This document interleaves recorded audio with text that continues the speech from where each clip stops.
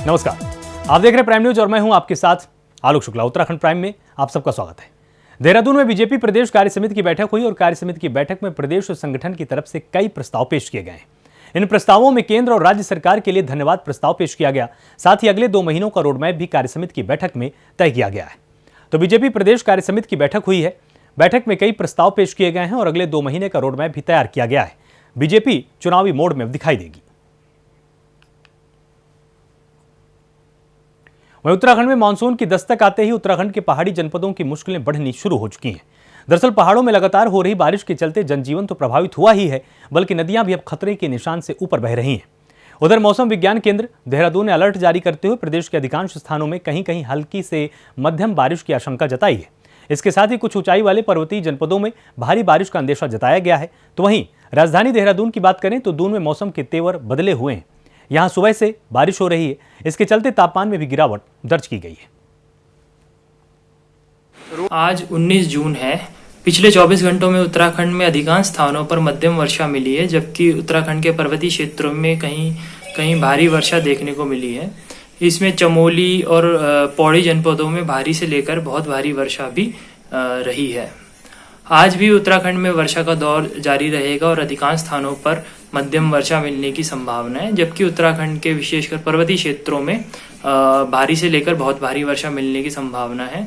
इसमें पिथौरागढ़, बागेश्वर, चमोली, रुद्रप्रयाग, उत्तरकाशी, टिहरी, पौड़ी, नैनीताल जनपद खास करके इनमें, जबकि जो चमोली और पौड़ी उसके अलावा रुद्रप्रयाग और बागेश्वर जनपदों में भारी से लेकर बहुत भारी वर्षा मिलने की भी संभावना है।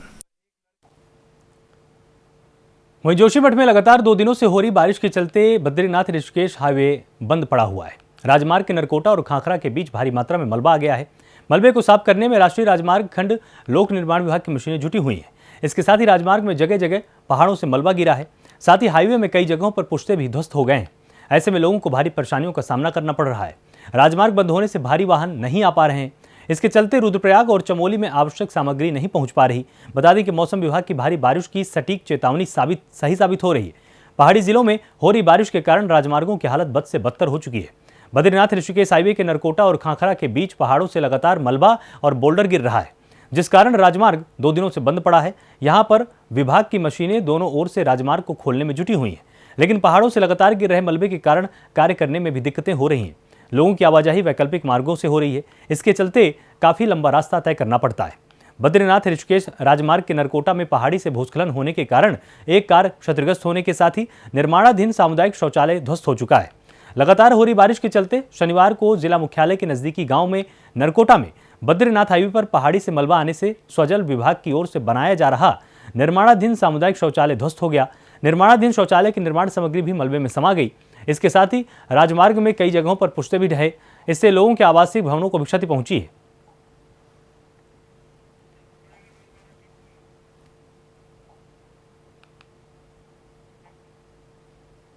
वहीं डोईवाला में लगातार हो रही बारिश को देखते हुए तहसील प्रशासन अब पूरी तरह से अलर्ट मोड पर आ गया है।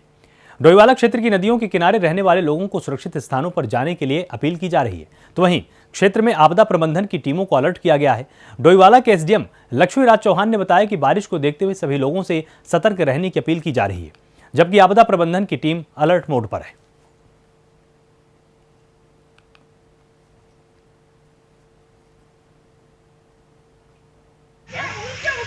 मानसून को लेकर सब हमारे फील्ड स्टाफ को निर्देशित कर दिया गया कि 24/7 अपने फील्ड में बने रहेंगे, अपना मोबाइल स्विच ऑन रखेंगे हमेशा। इसके अलावा यदि कोई भी घटना कहीं घटित होती है तो तत्काल प्रशासन को सूचित करें ताकि जल्दी से जल्दी राहत कार्य किया जाए। यही निर्देशित किया गया है कि नदी किनारे जो जिनके मकान बने हुए वो सुरक्षित स्थानों पर अपना चले जाए। वहीं गैरसैंण में 36 घंटे से लगातार हो रही मूसलाधार बारिश से आम जनजीवन पूरी तरह से अस्त व्यस्त हो चुका है। सड़कें जहां नाले में तब्दील हो चुकी हैं, वहीं नाले के समान नजर आने वाली रामगंगा नदी पूरे उफान पर है। दूरस्थ गांवों से खेत खलिहान सहित आवासीय भवनों और गौशालाओं को नुकसान पहुंचाने की खबर मिल रही है। जंगल चट्टी में 2 युवाओं द्वारा शुरू किए गए फ्रेंड्स फार्म में के लाखों का नुकसान पहुंचा है। मत्स्य पालन के लिए बनाए गए भारी भरकम तालाब ध्वस्त हो चुके हैं।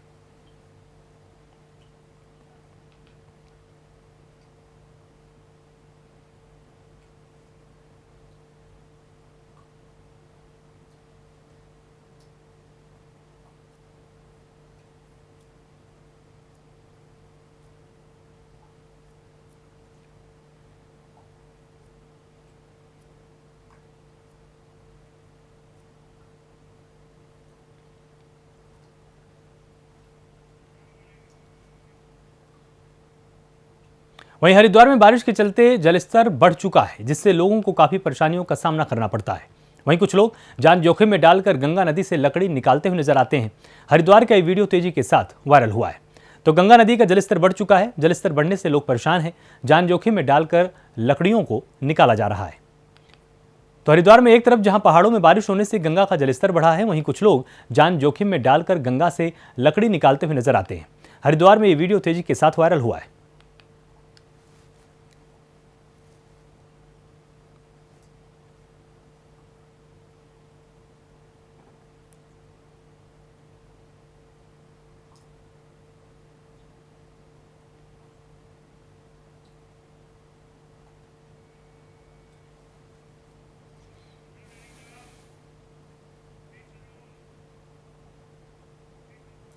नैनीताल में बारिश के चलते जनजीवन प्रभावित हो चुका है, जिसके चलते लोगों की मुश्किलें भी बढ़ चुकी हैं।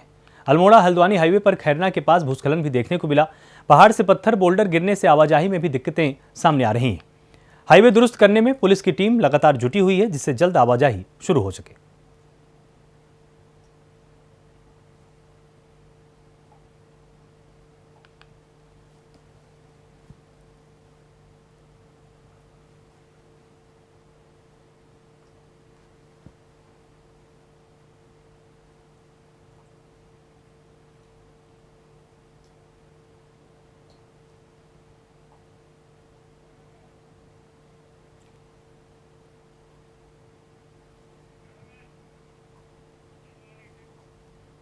वहीं हल्द्वानी में लगातार हो रही बारिश के चलते नदियों का जलस्तर बढ़ता जा रहा है।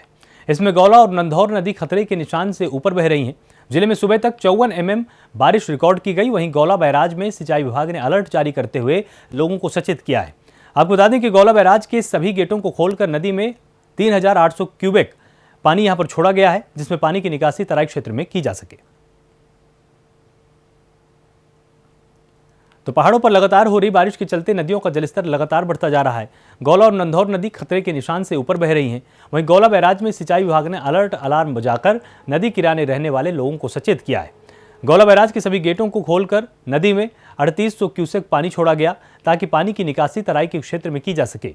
वहीं पानी की निकासी होने से तराई क्षेत्रों में जलस्तर भी बढ़ता जा रहा है। जलस्तर अभी आने वाले समय में और बढ़ेगा, क्योंकि मौसम विभाग ने बारिश का हाई अलर्ट जारी किया है। हल्द्वानी में सुबह तक 54 mm बारिश रिकॉर्ड की गई। सिंचाई विभाग के कर्मचारियों ने भी बताया कि जलस्तर लगातार बढ़ेगा। नदी के किनारे रहने वाले लोगों को अलर्ट किया गया है, ताकि वो बेवजह नदी की तरफ ना जाएं।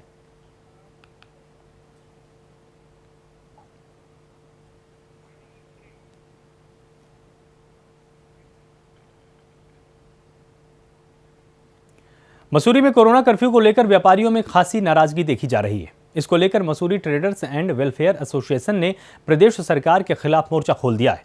वहीं 22 जून से अगर पूर्ण रूप से बाजार को नहीं खोला जाता तो मसूरी के समस्त व्यापारी सरकार के खिलाफ एकजुट होकर आंदोलन करेंगे।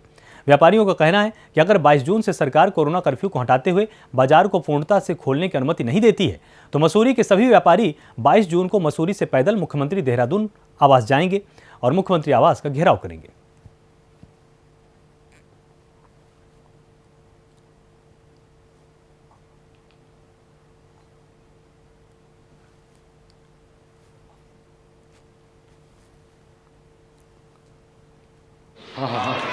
देखिए, गत 2 वर्षों से व्यापारी बहुत परेशान हैं। लॉकडाउन कर्फ्यू आम है उत्तराखंड में और उत्तराखंड सरकार द्वारा बिल्कुल भी व्यापारी को तवज्जो नहीं दी जा रही है। ऐसा लग रहा है कि उत्तराखंड सरकार जो है व्यापारियों से ना तो समर्थन चाहती है और ना ही व्यापारियों के हित में काम कर रही है।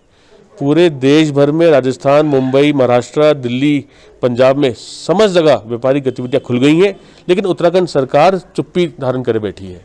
इसी संदर्भ में हमने 3 दिवसीय योजना बनाई है, आंदोलन की नीति बनाई है और इन 3 दिवसीय योजना में सबसे प्रथम दिन 22 तारीख को हम लोग मसूरी से देहरादून मुख्यमंत्री आवास कूच करेंगे। देखिए, गत 2 वर्षों से व्यापारी बहुत परेशान हैं। लॉकडाउन कर्फ्यू आम है उत्तराखंड में और उत्तराखंड सरकार द्वारा बिल्कुल भी व्यापारी को तवज्जो नहीं दी जा रही है। ऐसा लग रहा है कि उत्तराखंड सरकार जो है व्यापारियों से ना तो समर्थन चाहती है और ना ही व्यापारियों के हित में काम कर रही है।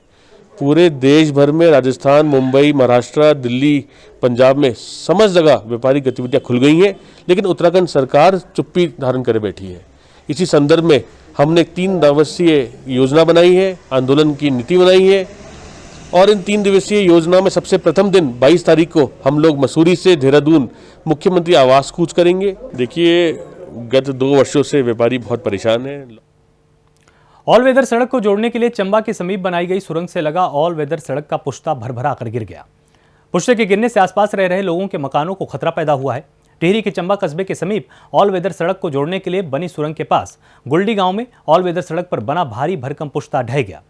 पुश्ते के ढहते ही ऑल वेदर सड़क का तकरीबन 30 मीटर हिस्सा टूट गया, जिससे सड़क के ऊपर बने मकानों को खतरा पैदा हुआ है।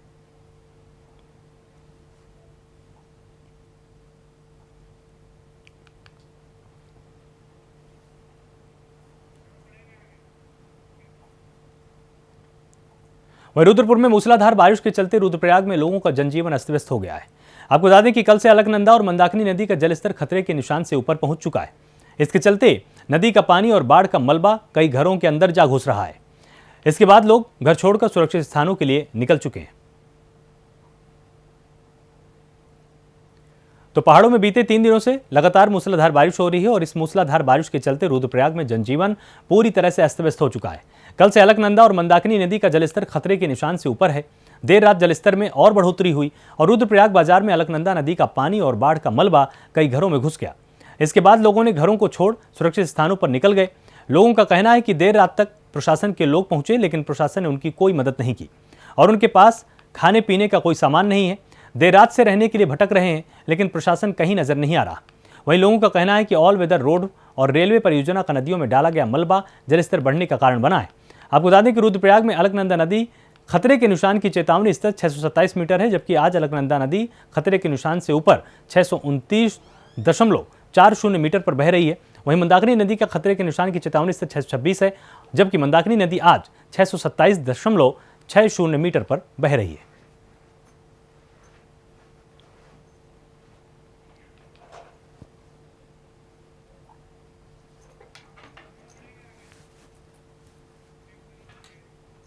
टिहरी में international association for human values ने चिकित्सा उपकरण और सुरक्षा किट बांटी है।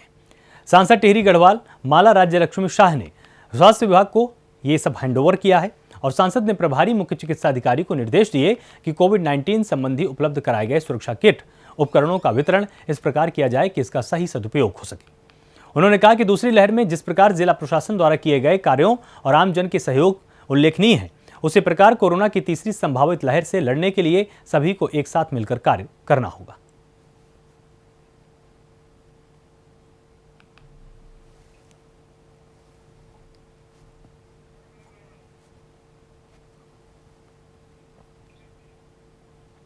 वहीं डोईवाला में 4 धाम यात्रा शुरू करने की मांग को लेकर उत्तराखंड परिवहन महासंघ ने सीएम आवास के लिए पैदल कूच किया है। परिवहन महासंघ ने कहा कि कोरोना काल में 2 साल में देवभूमि के परिवहन व्यवसाय को बर्बाद कर दिया गया, इसलिए सरकार ट्रांसपोर्ट कंपनी से जुड़े सभी लोगों की मदद करे। संघ ने आर्थिक पैकेज के साथ गाड़ियों के टैक्स माफी की मांग भी की है।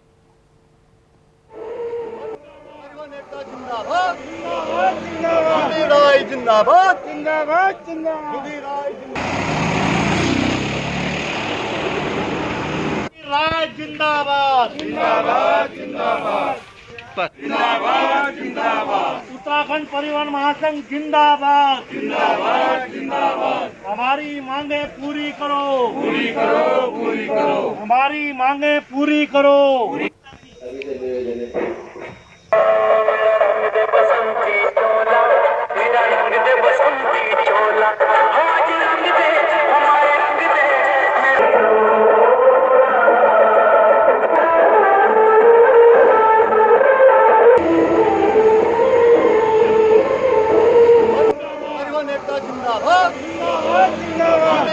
जिंदाबाद जिंदाबाद जिंदाबाद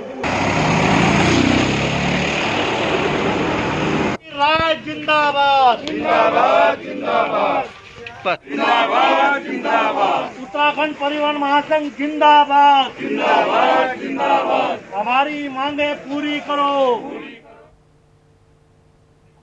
लालकुआं की गौला नदी में तेज बहाव के चलते 2 युवक नदी पार बने टीले पर ही फंस गए और फायरमैन सर्विस और कोतवाली पुलिस ने स्थानीय लोगों की मदद से दोनों को रेस्क्यू कर निकाला है। दोनों ही युवक हल्दू चौड़ निवासी हैं और बता दें कि दरअसल दोनों ही युवक नदी पार बने टीले में फंस गए थे। दोनों के टीले पर फंसे होने की सूचना स्थानीय ग्रामीणों को मिली तो वो भी मौके पर पहुंचे, लेकिन नदी के तेज बहाव के चलते ग्रामीण कुछ नहीं कर सके। स्थानीय लोगों ने पुलिस को सूचना दी। मौके पर पहुंची पुलिस टीम ने अपने उच्च अधिकारियों को मामले के बारे में सूचित किया और युवकों को रेस्क्यू कराया गया।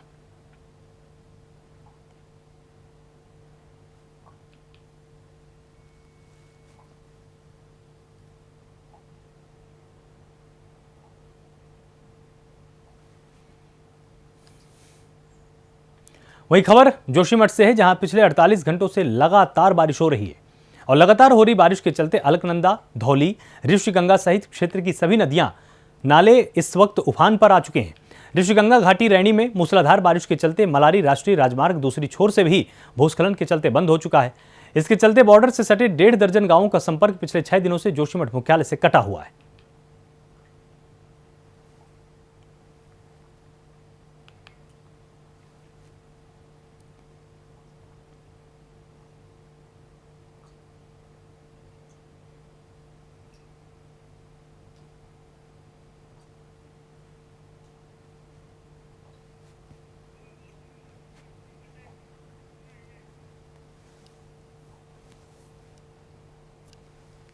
वही खबर जोशीमठ से है, जहां पिछले 72 घंटों से कल्प घाटी में हो रही भारी बारिश और लघु जल विद्युत निगम उर्गम की लापरवाही के चलते हेलंग उर्गम मोटर मार्ग पूरी तरह से क्षतिग्रस्त हो गया है।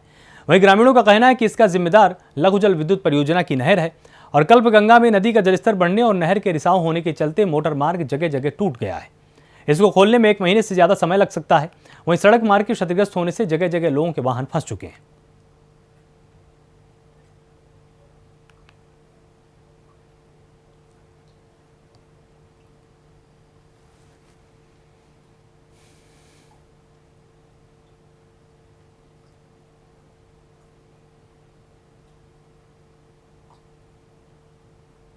वहीं मसूरी में पर्यटकों की आमद बढ़ने से स्थानीय लोगों के साथ व्यवसायियों में भी खुशी की लहर देखी जा रही है, लेकिन लोगों के आने से मसूरी के मुख्य चौराहों पर जाम लगना शुरू हो चुका है, जिससे लोगों को भारी परेशानियों का सामना करना पड़ रहा है।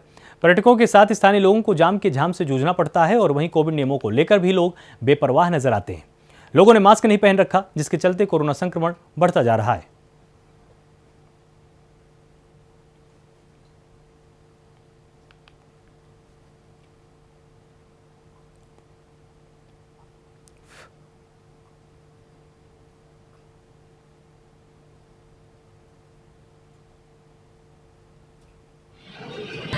न्यूज़ में देखता आ रहा हूँ। आई थिंक कि जो भी है ट्रैफिक काफ़ी ज़्यादा बढ़ गया है। टूरिस्ट की जो आवाजाही है काफ़ी ज़्यादा है। मैं भी एक टूरिस्ट पर मैं विटनेस कर रहा हूँ कि बहुत ज़्यादा ट्रैफिक है मॉल रोड पे इन टर्म्स ऑफ कार्स है, चाहे वो लोगों की जो लोग चल फिर रहे हैं वो भी बहुत ज़्यादा है।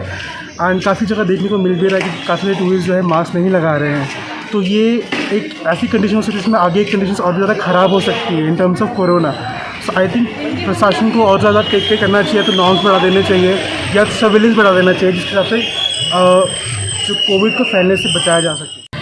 न्यूज़ में देखता आ रहा हूँ। आई थिंक कि जो भी है ट्रैफिक काफ़ी ज़्यादा बढ़ गया है। टूरिस्ट की जो आवाजाही है काफ़ी ज़्यादा है। मैं भी एक टूरिस्ट पर मैं विटनेस कर रहा हूँ कि बहुत ज़्यादा ट्रैफिक है मॉल रोड पे इन टर्म्स ऑफ कार्स है, चाहे वो लोगों की जो लोग चल फिर रहे हैं वो भी बहुत ज़्यादा है।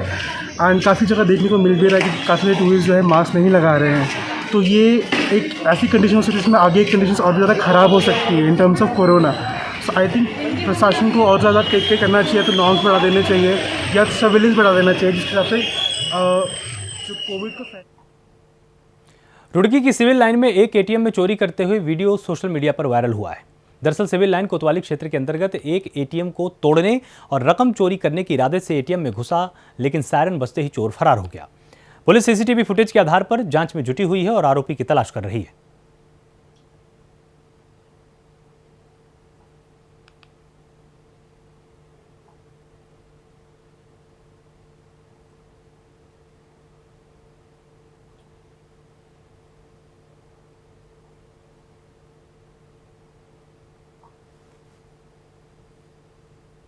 एक प्रार्थना पत्र जो है उसका डैमेज का आया है 427 से संबंधित, तो उसमें जो है संबंधित थाना जो है कार्रवाई कर रहे हैं, उसकी जांच कर रहे हैं कि जो भी जिसने भी ये कृत्य किया है उसकी तलाश की जा रही है। टिहरी में 10 जुलाई को सभी न्यायालयों में राष्ट्रीय लोक अदालत का आयोजन ऑन और ऑफलाइन मोड में किया जाएगा। ये जानकारी देते हुए जिला विधिक सेवा प्राधिकरण के सचिव सिविल जज अशोक कुमार ने बताया कि राष्ट्रीय और राज्य विधिक सेवा प्राधिकरण के निर्देश पर जनपद टेहरी गढ़वाल के सभी न्यायालय में 10 जुलाई 2021 को सुबह 10 से 5 बजे तक राष्ट्रीय लोक अदालत का आयोजन किया जाएगा। इसमें फौजदारी, शमनीय मामले, धारा 138 एनआई एक्ट, मोटर दुर्घटना प्रतिकर, वैवाहिक और कुटुंब मामले, भूमि अर्जन, दीवानी, राजस्व, विद्युत, जल, वेतन भत्ते, सेवानिवृत्ति, धन वसूली आदि मामलों को शामिल किया जाएगा।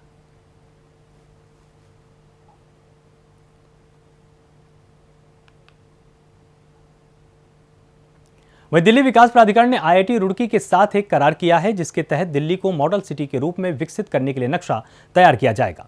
देश के नामचीन संस्थान के प्रोफेसर दिल्ली के 2041 का नक्शा तैयार कर रहे हैं। इसमें स्मार्ट सिटी के स्तर की तमाम सुविधाएं शामिल होंगी। इमारत की तस्वीर से लेकर ड्रेनेज प्लान का खाका भी तैयार होगा, ताकि तमाम तरह की सुविधाओं से दिल्ली लैस हो सके और यहां रहने वाले लोगों को किसी तरह की दिक्कत का सामना न करना पड़े। बता दें कि पहले फेज में तकरीबन 7 करोड़ खर्च होंगे, जिसमें दिल्ली का खाका तैयार कर जीआईएस आधारित मास्टर प्लान बनाया जाएगा। 160 बिंदुओं को शामिल कर तैयार होने वाले मास्टर प्लान में अत्याधुनिक तकनीक का इस्तेमाल होगा। इसमें स्मार्ट सिटी के स्तर की सभी सुविधाएं शामिल होंगी। गौरतलब है कि 1962 के बाद से दिल्ली का कोई मास्टर प्लान तैयार नहीं हुआ।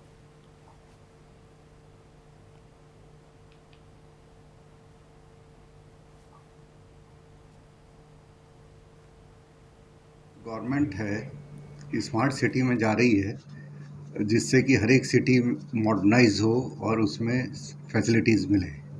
बहुत सारी एग्जिस्टिंग सिटीज़ हैं, उसमें भी डेवलपमेंट का हो रहा है और दिल्ली तो कैपिटल है, तो इसलिए उसको भी प्लान है कि भाई काफ़ी चीज़ें जो दिल्ली इतने सालों में डेवलप हुई अनप्लान तरीके से, वो थोड़ा प्लानिंग करके जो फैसिलिटी बढ़ाई जाए। तो उसके अंदर जैसे आपकी इंक्रोचमेंट है, अनऑथराइज कॉलोनीज़ हैं, पानी भर जाता है बरसात में, वाटर सप्लाई की प्रॉब्लम है, बहुत जगह कंजेशन है रोड का, तो ये सारी चीज़ें तब हो सकती हैं। सब जो गवर्नमेंट है स्मार्ट सिटी में जा रही है। उत्तराखंड प्राइम में फिलहाल इतना ही। आप लगातार जुड़े रहिए प्राइम न्यूज के साथ। नमस्कार।